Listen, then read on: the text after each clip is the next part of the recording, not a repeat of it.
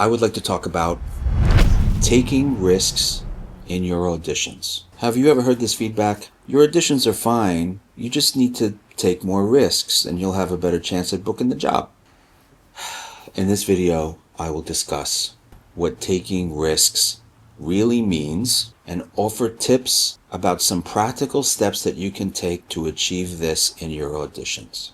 Take more risks. It is such a weird and accusatory note to receive as an actor. The very term risk can get us stuck in a whole whirlwind of jammed up thoughts in our heads. What do you mean? Am I a boring actor? Do you mean my work is flat? I don't have any creativity? Does that mean I'm a bad actor? So this means I just suck. Is that what you're saying? I suck. Is that what that means? I'm terrible? Slow down. The first thing to do is talk yourself down off the cliff. Strong reactions to a note like this are normal. It reminds you that you care deeply about your work. So let's reboot the conversation and breathe. Now that we're down off the cliff, we can begin to talk about what it means to take more risks in your auditions. So the first thing is, when we talk about taking more risks in our auditions, we do not mean that you have to put yourself into any physical or psychological danger. The first thing to keep in mind is that it's about being artful at all times. So being artful with risk means embracing the joy of acting while striving to stand out in a way that enhances your portrayal of the character. So how do you approach this in a practical way? Use the given circumstances that are presented by the writer. The actor must always refer to the given circumstances when considering how to take risks. Risks cannot just be something arbitrary. They have to be inside of the truth of what is given. There's so many things that are already presented in the given circumstances that can help you figure out what to do. And this does not just mean look at your lines. This is sometimes where actors can get stuck because all they're doing is they're looking at what their lines are in the scene. Look at everything when you digest the material.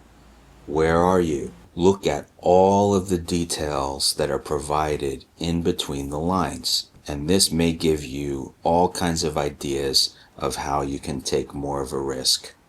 Maybe there's a through line of activity that's happening that you can subtly explore without it overpowering the scene, but it can give you something to release more into the given circumstances. It's also very important as you do your detective work to understand the stakes within the scene. Many times we can have a blind spot to the fact that the circumstances have a life or death energy to them, and we might be treating the scene too casually. The first thing is you're trying to sniff out that conflict like a bloodhound and read the scene again and again and again to see the clues that will help you understand why does the scene exist and what are the stakes. Sometimes it's a matter of reading the stuff that happens right before the scene actually starts. You want to fill yourself up with as much information about the given circumstances so that you can get involved in what the stakes are and personalize them and bring them alive. Now, what is the character wearing? There's a big dilemma about wardrobe and props. A lot of times casting directors don't want you to, number one, pantomime. Number two, they don't want you to overload the scene with all kinds of props. The same thing with wardrobe. They don't necessarily want you to go in there with a costume. However, if the character's wearing a suit, I would say it's very important for you to wear a suit, or at least suggest what the character is wearing. A very notable example of this is the film Midnight Cowboy, Dustin Hoffman auditioned for the character of Ratso Rizzo, who was a homeless guy, and he had to convince John Schlesinger, the director, that he could play a character like this. He had just come off a huge movie called The Graduate, where he was totally clean cut, it's a totally different type of character. Schlesinger agreed to meet Dustin Hoffman in the middle of Times Square at an automat, and Hoffman took the risk to show up in clothes that he felt Ratso, the character, would wear. By the end of their conversation, Dustin Hoffman had the part.